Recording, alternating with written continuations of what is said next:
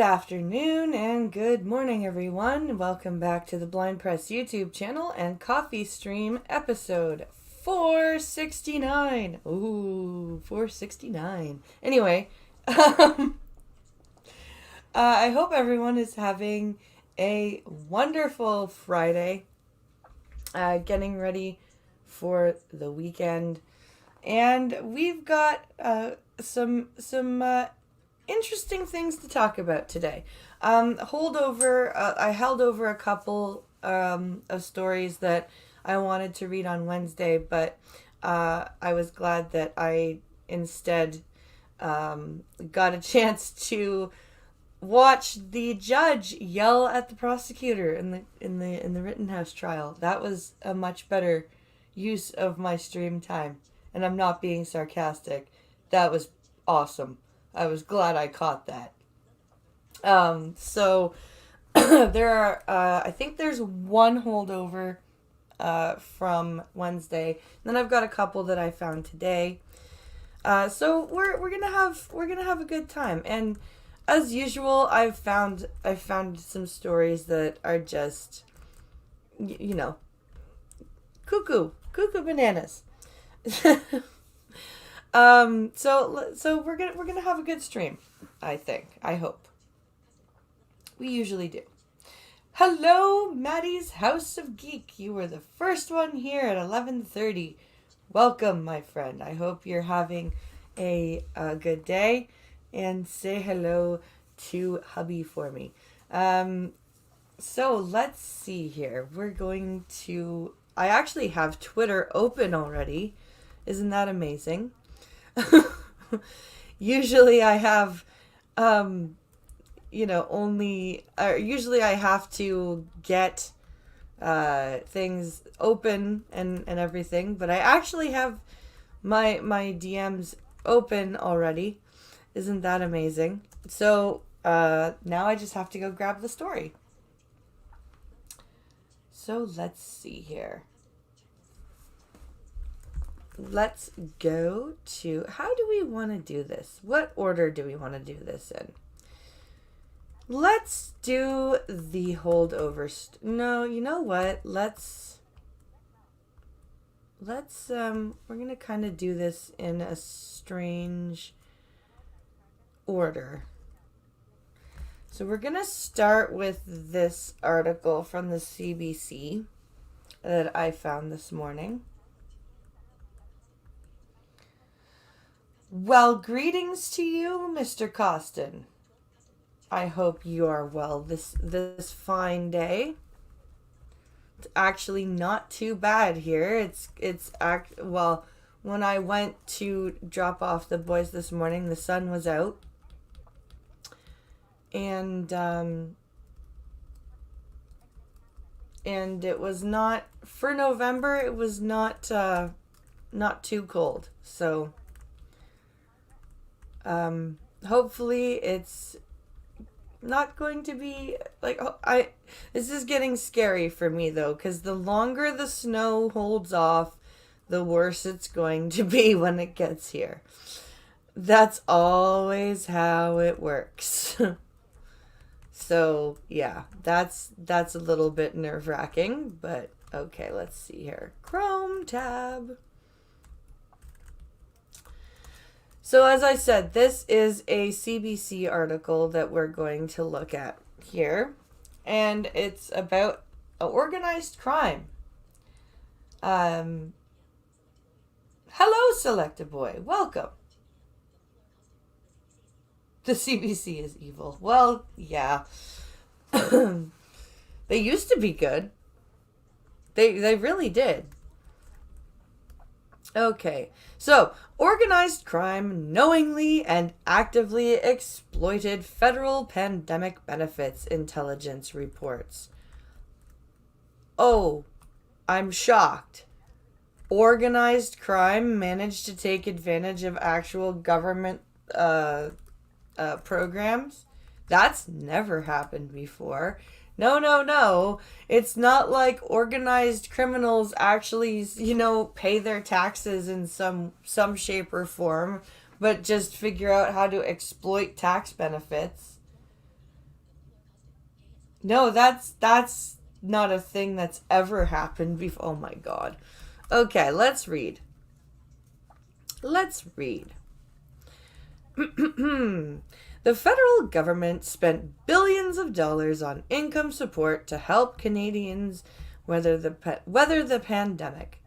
But it appears these emergency benefits inadvertently went to criminals as well. Yeah, that's what ends up happening, especially with organized crime. That's why you have the auditing process. Isn't that a fantastic notion? According to a recent report, a recently obtained financial intelligence report, criminals and organized crime appeared to have, quote, knowingly and actively defrauded the Canada Emergency Response Benefit, CERB, and Canada Emergency Business Account, CEBA, program. Again, not a shocking revelation. Not saying it's okay, but, like, not a surprise by any means. Um, that's, again, like, criminals, like, organized criminal, the mafia, they pay their taxes. They're just constantly trying to milk the system. That's why their taxes are audited. I know this. The Financial Transaction and Reports Analysis Center of Canada, in parentheses, FinTrack, the country's financial intelligence ring, observed that during the first few months of the CERB program, criminal organizations filed multiple applications using stolen identities. Again, I'm super shocked. Oh, wait. No, I'm not. Quote, they tend to hire groups of individuals to cash the benefit checks at various locations around town, said the 2020 FinTrack report released through an access to information request filed by Ottawa researcher Ken Rubin. Quote, in one instance, the reporting entity indicated that social media was used as the means of recruitment of these people. Well, yeah, that's how it works nowadays, even for legal things. You recruit via social media. Like, again, I'm not saying any of this is good and should be condoned. I'm just saying, like, why are we acting like this is a shock? Launched in March, the CERB originally paid $2,000 a month to Canadians whose income took a hit due to the pandemic.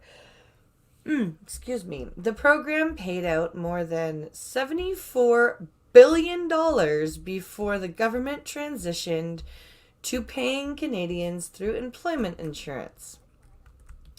Yeah, that was an expensive program. And CERB was a taxable benefit. And they said so.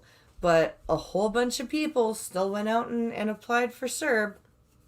And applied for it, like, and took it for the entire time that it was offered.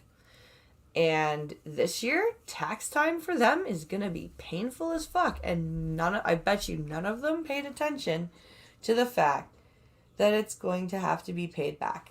And they're going to bitch and bitch and bitch and bitch. And it's going to be very, very funny. Okay. A similar scheme was used by criminal organizations exploiting the Canada Emergency Business Account.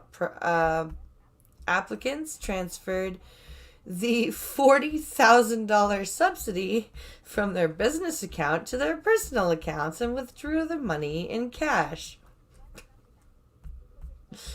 Quote, why would you not take that? I mean, it's free money in a manner of speaking, said Sana Ahmed, an assistant professor of law at the University of Calgary. But it's not, though, because it's taxable. It was a taxable benefit.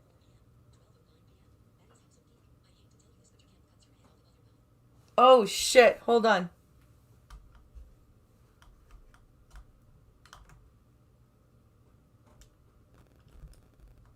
That any better, Maddie? Or did it switch to my stupid FaceTime camera again? Let me check. Sometimes it likes to switch to the FaceTime camera randomly. Because why the fuck not, right?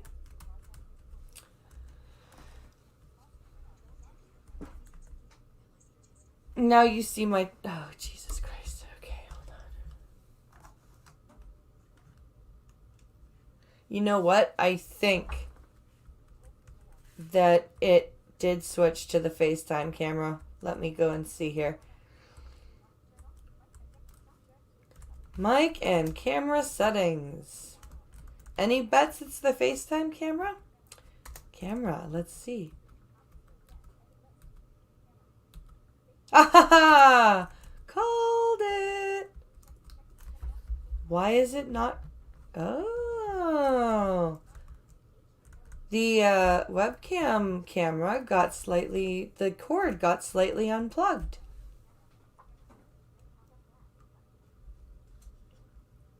There we go. I'm sure that's a lot better.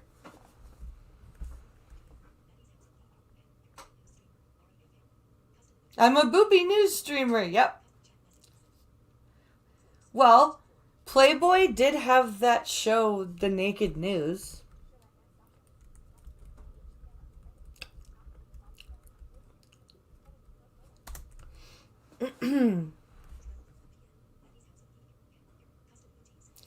Yeah, that's what happened. Okay.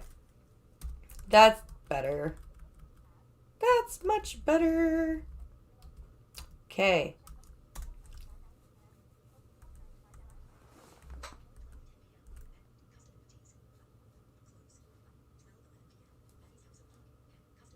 All right. Now, where were I? Yes, I just said, where were I? Okay, here we go.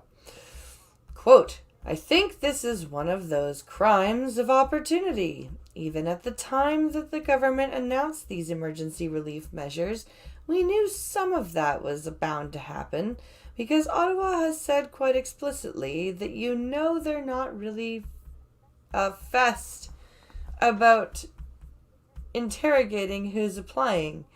So it only stood to reason that some of the applicants would be frauds or fraudulent. He's not wrong, because their whole philosophy was give out the money and figure it out later. That was Chrystia Freeland's whole thing. It's like, oh yeah, well, we know that there's going to be people taking advantage of it. Well, we'll just figure that out later. It's like, really? You don't think you should take the time to figure it out now? CERB mixed in with laundered funds.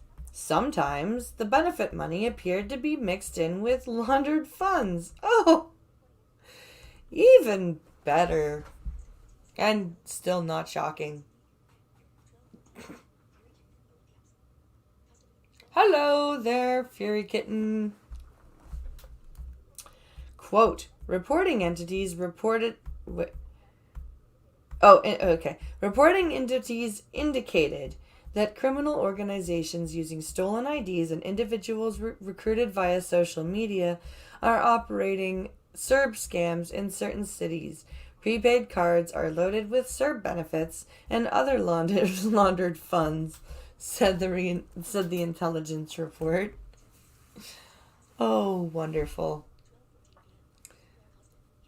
Wonderful.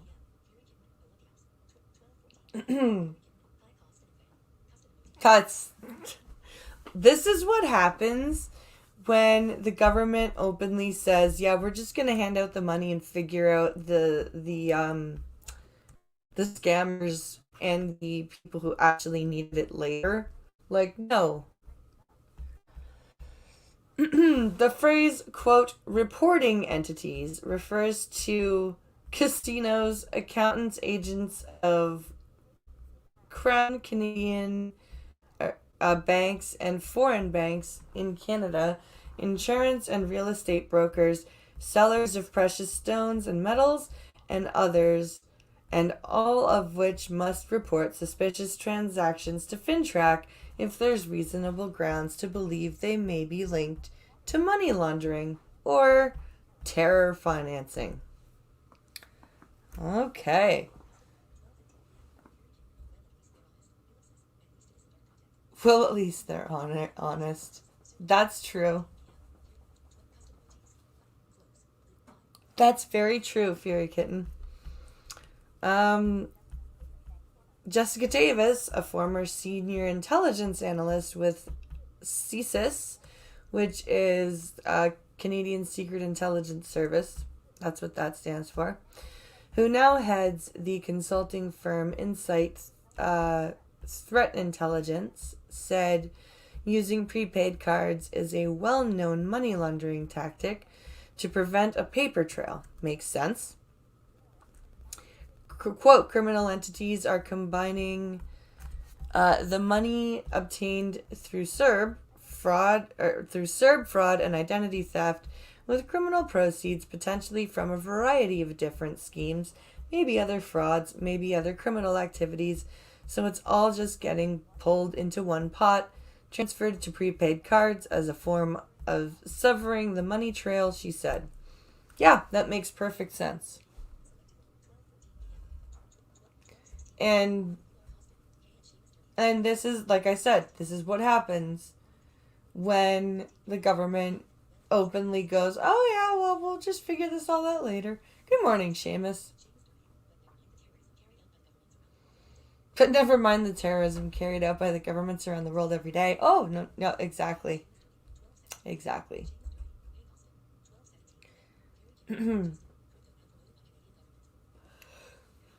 Justin, crypto now promoted by Canadian government. Well done. Um, so it says the federal government spent billions of dollars on income supports to help Canadian. Oh, yeah. It just refreshed itself. Okay. So yeah, that's what's going on with, organized crime, and, again, I'm not shocked. This is not something that's new. The organized criminals in Canada have been actively taking advantage of government programs for decades. Decades. Print guns, not money. Yeah. I like that. I like that, Seamus. I like it a lot. Okay. So now we're going to move on to the story that I had held over from Wednesday.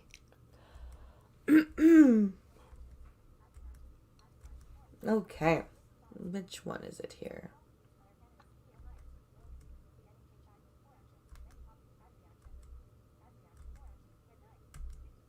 Here it is. This is a local story that I'm about to share with you. So let's go and get the screen shared.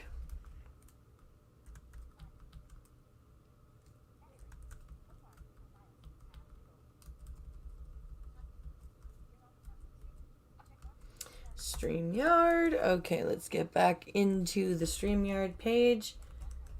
Get over to the share button. Oh, come on. Take me back to the story.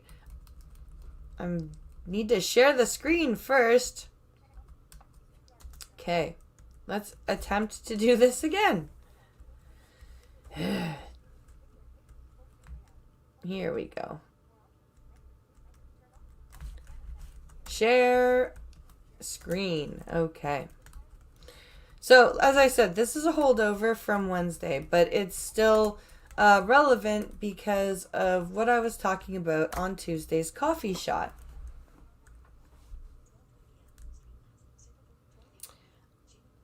So, let's see. Never mind, the government is shitting on honest workers in the U.S. Oh wait, that's nothing new. Yeah, they're doing it up here too. It's disgusting.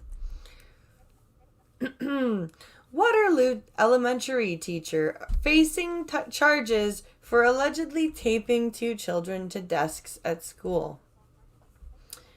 A Waterloo elementary teacher facing multiple assault charges placed on home assignment.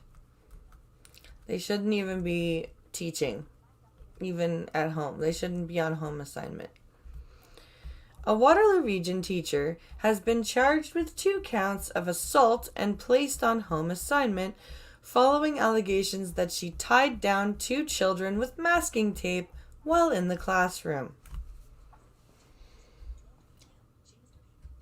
Yeah, masking tape. Waterloo police laid charges against the French teacher in connection with an investigation into how she reportedly disciplined the 2 students at Alpine Public School in Kitchener, Ontario. Constable Andre Johnston tells City News investigators received a report from one of the young victims' families and children's services on October 22nd. Inspectors then arrested a 52-year-old Waterloo woman following a joint inquiry by the Youth Protection Unit and Waterloo Region's Family and Children's Services. So this chick is 52 years old.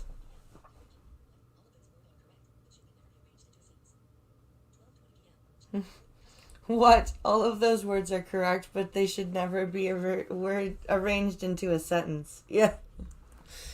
City News has learned that one of the alleged victims is a 5-year-old boy, a Canadian-born child whose background is Pakistani.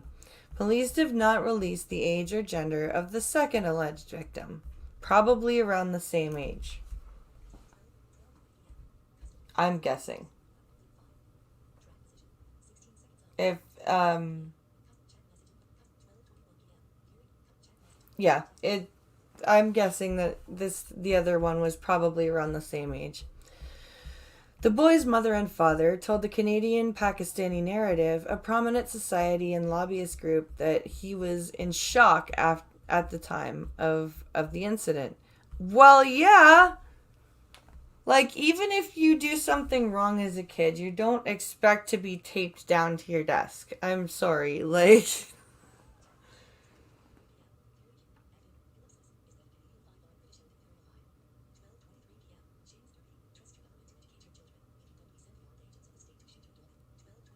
let's see. A 5. Is that a Canadian 5 or a British Old Imperial 5? The family is hiding their identity for privacy reasons and is demanding a change in the system. Yeah, okay, so this is the problem. Is that we have parents who expect the school to do all the discipline. We have teachers and staff who have been allowed to basically run unchecked for years. Like, I could tell you some stories, and this is even from early 2000s, late 90s. Like, I had in middle school, I had a French teacher. Again, I don't know what it is with French teachers because this chick is a French teacher. But I had a French teacher in middle school who threw things at the students if he even thought they weren't paying attention. Like, they didn't actually have to not be paying attention. He just had to perceive that they may not be paying attention, and he would throw things at them. He in eighth, he spent the last half of the 8th grade year trying to convince the 8th grade class that high school was like jail, and when you went to high school you didn't have a name anymore, you just had a student number, and the teachers would only refer to you by your student number. He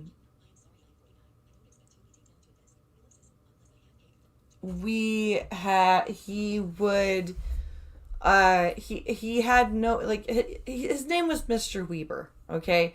He had no French, like, he the way he spoke French was he spoke French with an incredibly North American accent, right? He would be like, tourne à la page 41. And then if somebody messed up French pronunciation when they were trying to do the work, he would then, in English, with a really hammed up Quebecois accent, be like, I don't understand you. It was incredibly, like, or there was the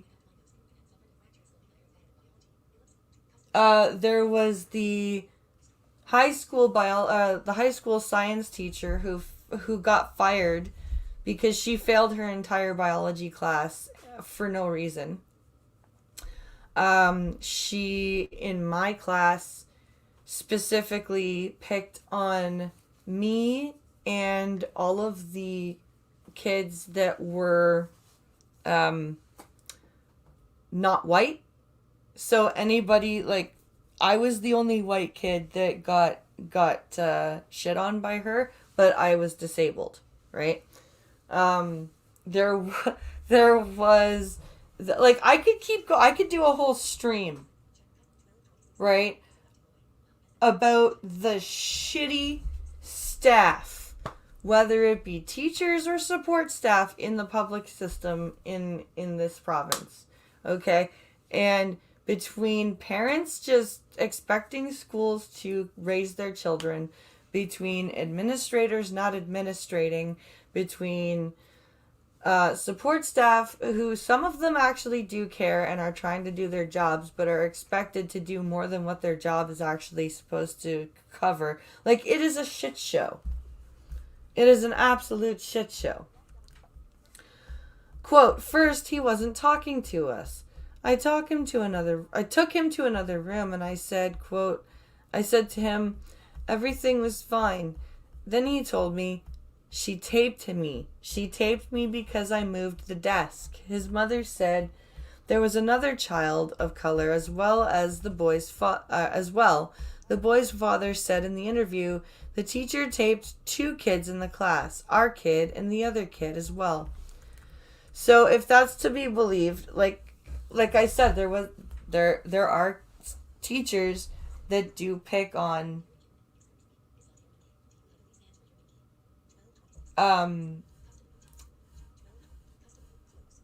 there are teachers who pick on minority kids. I'm not, like, I usually don't go for the, child of color, blah, blah. No.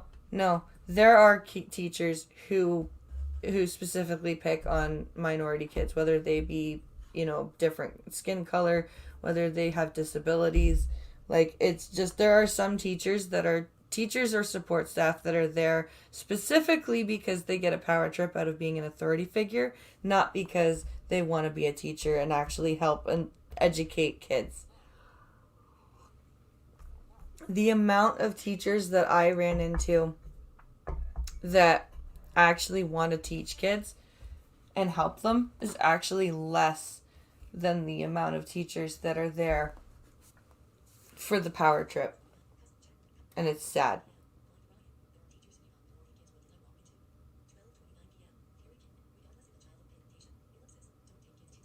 Regardless of a child with pigmentation, don't take kids to desks. Yeah.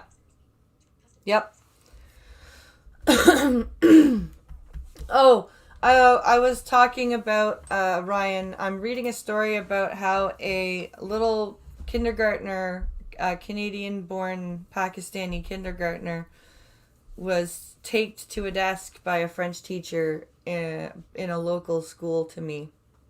And I was just regaling everybody with stories going back to when I was in school of teachers that actively picked on minority kids. Like, I had in my 6th grade class, there was a Sudanese girl who came to Canada about halfway through the school year, and she came into our class. And our teacher was horrific to her, like, for no fucking reason, no reason at all. Like, I specifically remember one day we were writing a test, and this girl sneezed, and like she was obviously having allergies, right? And she sneezed, and the teacher said, "If you make one more noise, I'm failing you." And she, like, another couple minutes later, she sneezed again. And the teacher said, "That's it. You get a 0. And I had enough at this point, because she had been doing this to this kid for months. And I said, like, I piped up in the middle of the test, and I was like, "You can't fail her. She sneezed." And the teacher's like, "Do you want a 0 too?" And I'm like, "Give me one. I dare you." Because then you get to explain to my mom why you failed me for sticking up for a kid. Go ahead. Give me a 0. And she knew that I would have told mom, and she knew that my mom would have been in that classroom, like, that day to be like, "What the fuck are you doing?" Because, like, it was ridiculous. There was no reason for her to fail the kid for sneezing. The child's mother says her son told her that the pair were allegedly left unattended in the classroom with the lights off for an unknown period. Yeah, if you're like 5, you barely know. I don't know very many 5-year-olds who can read a clock, even a digital clock, and understand time, right? So even if it was for like 10 or 15 minutes, which for a 5-year-old, you shouldn't be leaving a 5-year-old unattended for that long anyway in a school situation. But if you're going to tape kids to a desk and leave them in the dark, like, it's going to feel like forever. It's going to feel like forever.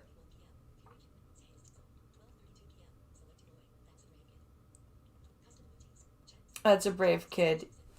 Yeah, for him to tell his parent, I'm glad he told his parents. But, quote, both kids were taped to their desks. There were no other kids in the classroom. The teacher told the kids that they had to get out of the tape by themselves. What is this, fucking kindergarten Saw? You want to play a game? Let's play a game. Like, what the fuck?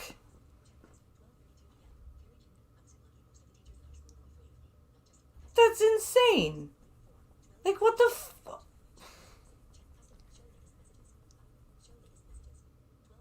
And like I said in my coffee shots video, like, as a parent who both like, admittedly has really shitty patience, and is also blind, and therefore would have a much harder time making sure that her sighted children's work is accurate.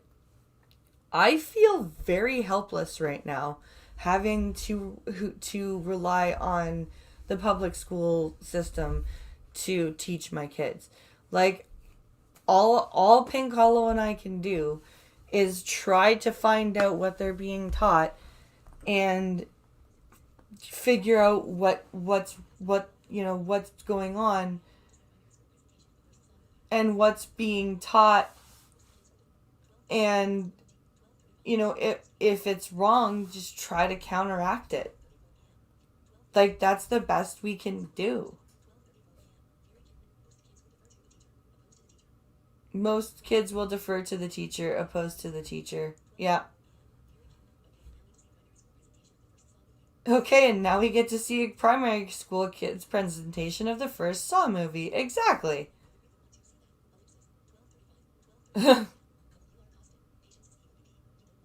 Patience is evil, BP. You don't want it. um, Both parents believe more charges should be laid against the teacher, who was released from custody based on an undertaking. They claim the school informed them that nothing could be done until the internal investigation concluded. Yeah, you can suspend her without pay is what you can do. School board. You can absolutely suspend her without pay instead of putting her on home assignment and letting her verbally abuse children over fucking Zoom. Because that's what that means. They've moved her to be one of those one of the teachers that deals with kids that are still learning from home. That's what home assignment means. Right? So instead of putting her on unpaid suspension until they've figured it out, they're letting her abuse and berate kids over Zoom. That's amazing. And this is my local school board, you guys. This is great. A spokesperson for the Waterloo Region District School Board, WRDSB, confirms the accused is an employee and says she was placed on home assignment when staff first became aware of the allegations. The board declined further comment as the case is now before the courts. Quote, "This is humiliation, forcible confinement, negligence. The teacher, left the kids in the classroom. This is clearly racism. They were racially profiled. Those poor kids in the class with the lights off," the boy's father said. Quote, "They're just kids. What if a fight broke out?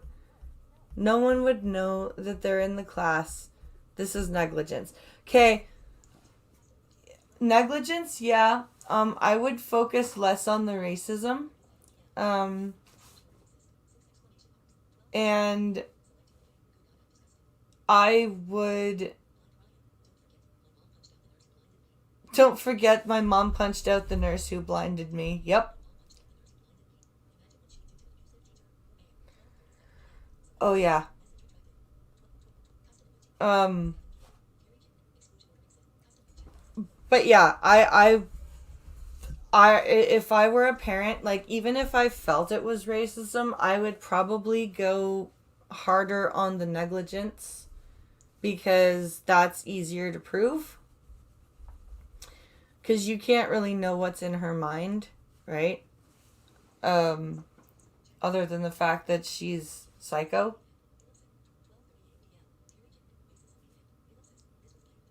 Racism be damned, this is blatant child abuse. Exactly, Fury. I would not focus on the race part of it. I would focus on the fact that a teacher, an authority figure, taped my kid to a desk. Like, you know what I mean? Like, I don't know, like, Pink, I shudder to think what would happen if somebody did that to either of our kids. Like, oh my God. I'm not sure who would be put in jail first, me or Bigelow.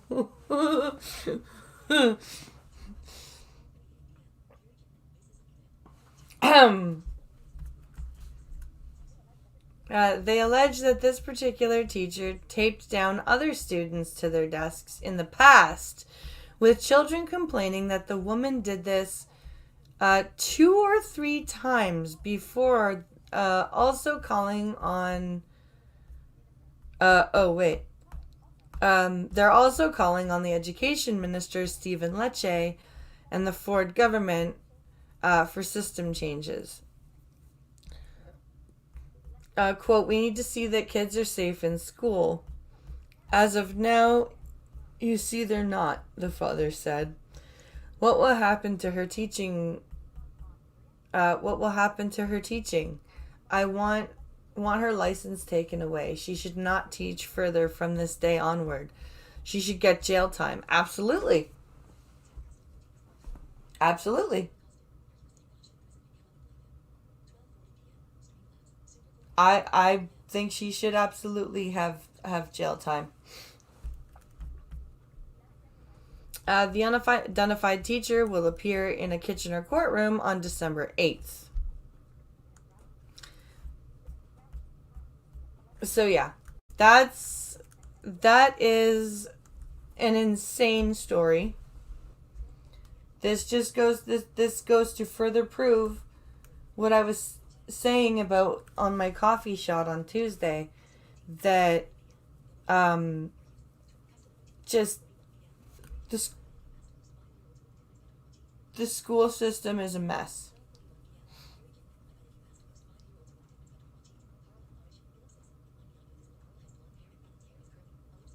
Yep.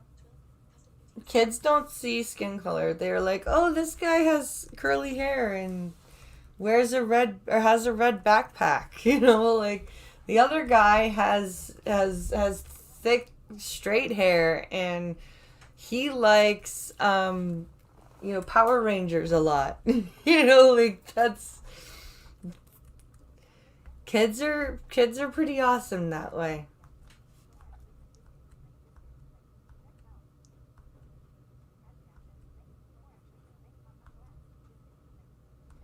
All right. Next story. Where are we here?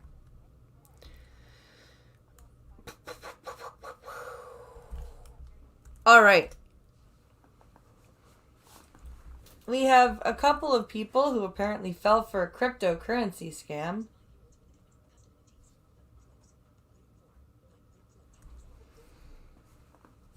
All right. Is it loaded yet? There we go. All right. Let's get the screen shared over here.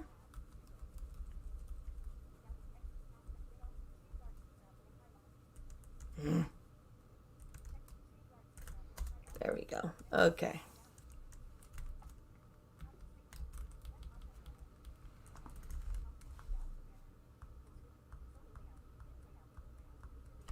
Going to the share button.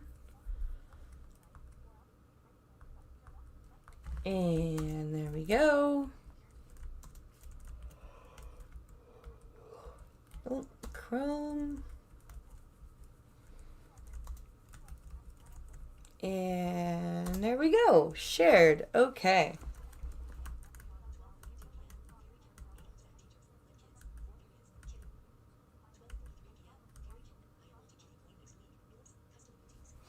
All right, here we go. Where are we? So, 2 Ontario women speak out after losing $100,000 in crypto scams. That sounds like a you problem. This is why you don't jump into crypto.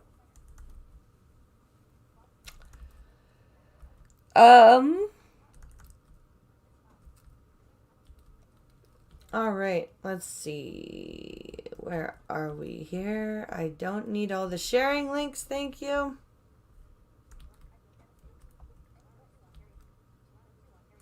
Toronto. Two Ontario women are speaking out and warning others about crypto scams after they lost more than $100,000. Well, why didn't you invest in actual stock? Quote, I feel devastated. I really don't know what to do right now, said Lee of Toronto, who asked CTV News Toronto not to use her real name. Lee said she was on Facebook when someone reached out to her and said they could teach her how to make easy money investing in cryptocurrencies. Red flag number 1. They reach it out to you and ask and tell you they can teach you how to make money with. Oh my God. And you were on Facebook too. Like, dude, come on. Quote, after we started the trade option, I was amazed because my money went up really quick, Lee said. Yeah, imagine that. She started investing with $2,000, then a few thousand more. I wonder how many more is a few thousand more. And as her account seemed to go up, the person she was dealing with encouraged her to put in more money. Well, yeah. Quote, I put all my money in my savings. I even withdrew my RRSP and put it there, and even borrowed money from friends, Lee said. Dude, if you're gonna invest and be stupid with your own money, that's one thing. But don't fucking borrow money to invest. What the fuck? Why do people do that?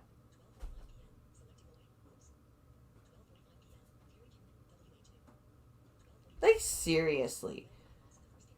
Why do people borrow other people's money to invest? That's... Ugh. Anyway. After she had invested $24,000, she decided to take money out of her account. But that's when she was told there was a $5,000 tax for withdrawals. And then another $5,000 minor tax. Her account was eventually frozen, and she believed all her money is now gone. Yeah. I'm thinking about the money I borrowed from my friend. Even my savings. Like my RRSP is gone. I just can't believe it, said Lee. Well, believe it. You, my dear, are an idiot.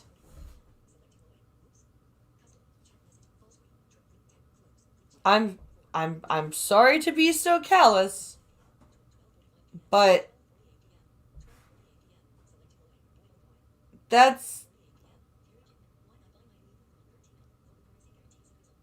just dumb. I'm sorry. That's another woman from Toronto who also asked CTV News Toronto not to use her real name, said she invested in cryptocurrency after connecting with somebody on a dating website. Again, red flag.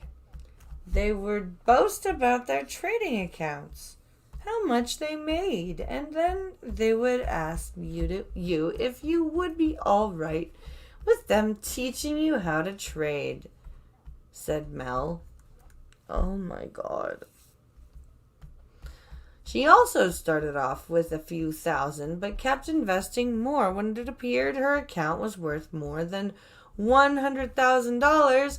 She wanted to withdraw money, but she was also told she would have to pay taxes and fees to get the money out. She eventually gave the person she met through the dating website $80,000 and is unable to get it back. Oh my God.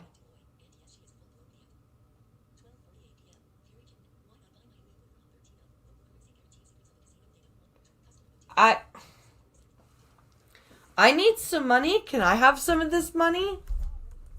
People? So now I'm really freaked out because I'm like $80,000 in and I really need that money, said Mel, who added, quote, I know the money is gone. It's probably all gone. No shit. Oh my Lord.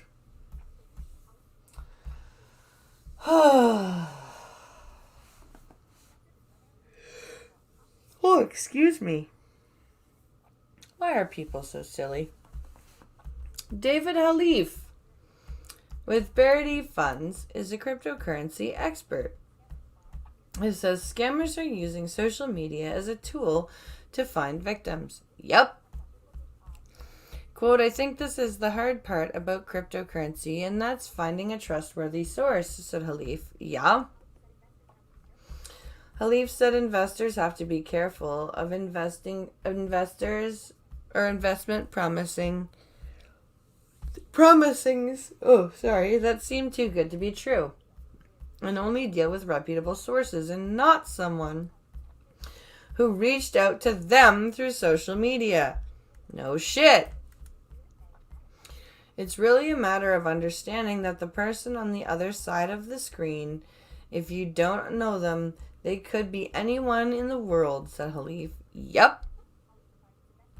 Halif advises investors to do their due diligence and only deal with trustworthy exchanges because once you send money to someone who claims to be investing in cryptocurrencies on your behalf, it's almost impossible to get that back. Yep.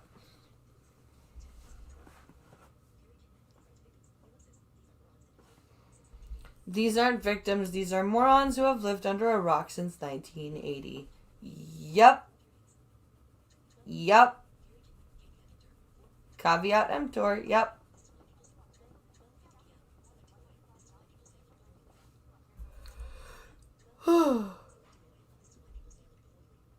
This is why people say look before you leap. Yeah.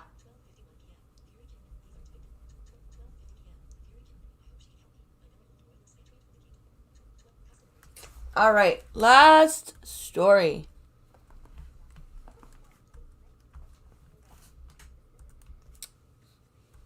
So, Uber is in hot water with the Department of Justice in the States. And no, it's not for refusing rides to disabled people. Although that should be part of it because of the discrimination with refusing rides to people with service dogs.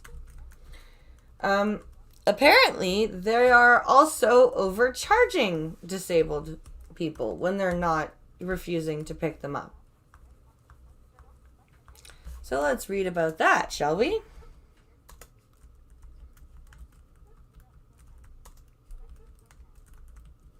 Okay.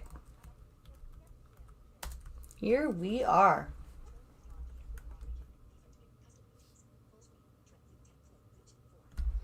All right. So, here we go. Justice Department sues Uber for disability discrimination. And this is from the Disability Scoop. So let's get to the past the sharing thing. Okay, here we go. The U.S. government is suing Uber, alleging that the ride-sharing service is illegally overcharging people with disabilities by imposing wait time fees if they need extra time to get in a car. Oh, Jesus Christ.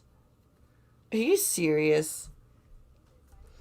Uber is violating the Americans with Disabilities Act by failing to make reasonable modifications to its wait time policies, according to the lawsuit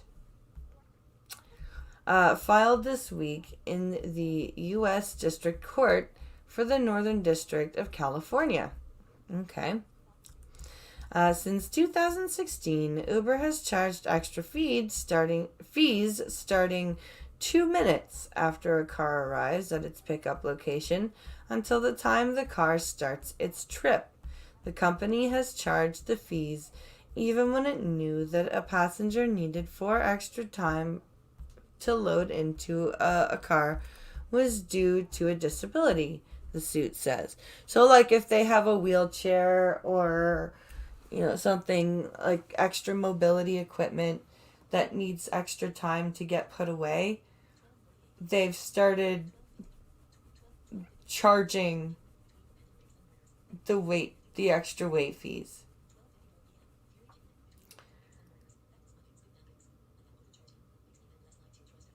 Between the random rapes and murders, thefts, muggings, and kidnappings, and now overcharging, makes me less likely to trust Uber.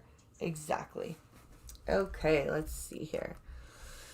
So this carries on to say, quote, people with disabilities need equal access to all areas of community life, including the private transportation service provided by companies like Uber, said Assistant Attorney General Kristen Clark from the Justice Department Civil Rights Division.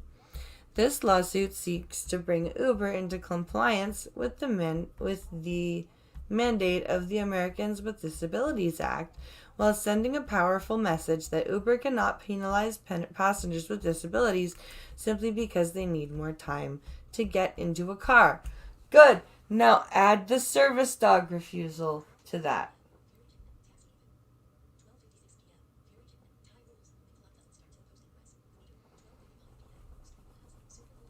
Taxi rules, the time doesn't start until egress.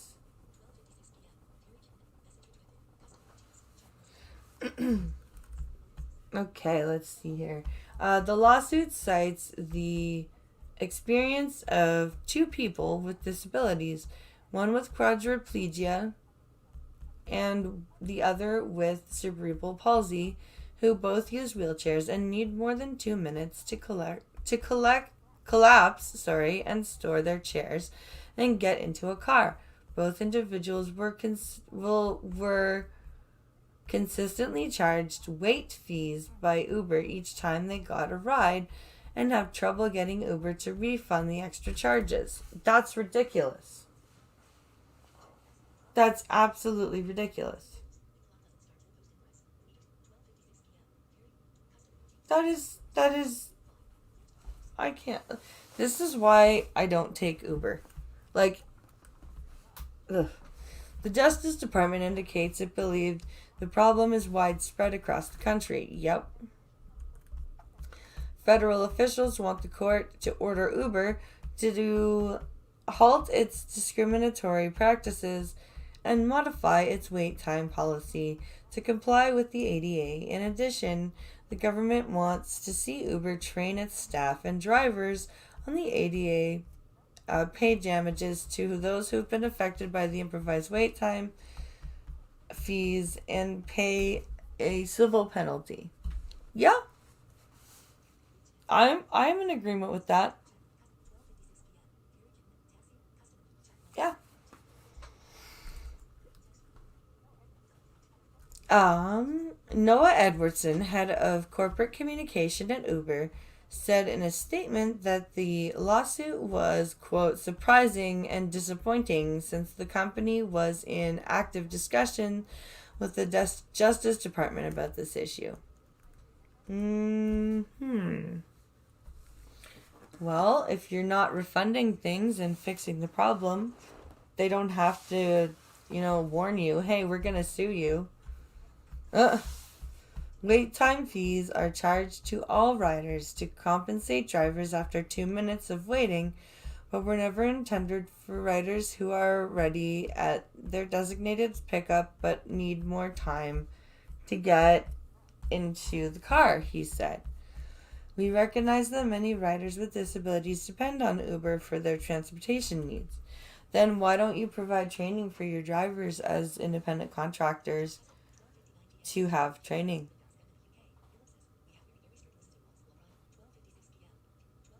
Let's see.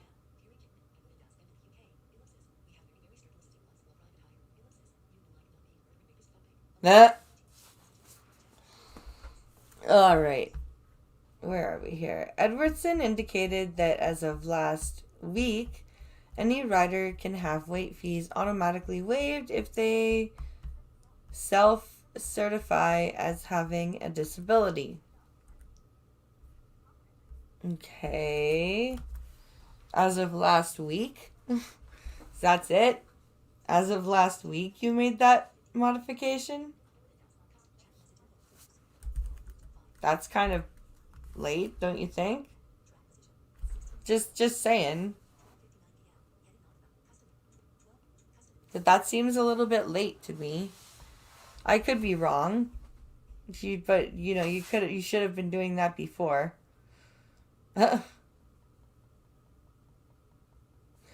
Oh my goodness. What a crazy world we're living in, people.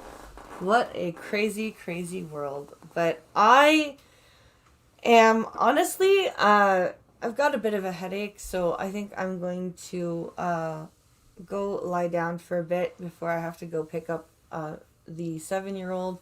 Got to pick him up a little bit early today. But please come by for Blind Press After Dark tonight. That'll be gameplay and voice on Twitch, and I think we're going to be recording it for uploading to the accounting page. But I hope you guys have a great Friday, and remember to come by the Star Trek stream tomorrow. We're going to be talking about our theories on what technology would have expanded to past like the series that we all talk about. So like, all the phasers that we see and all that. Where would they have gone if the series kept going? It's a tech extrapolation.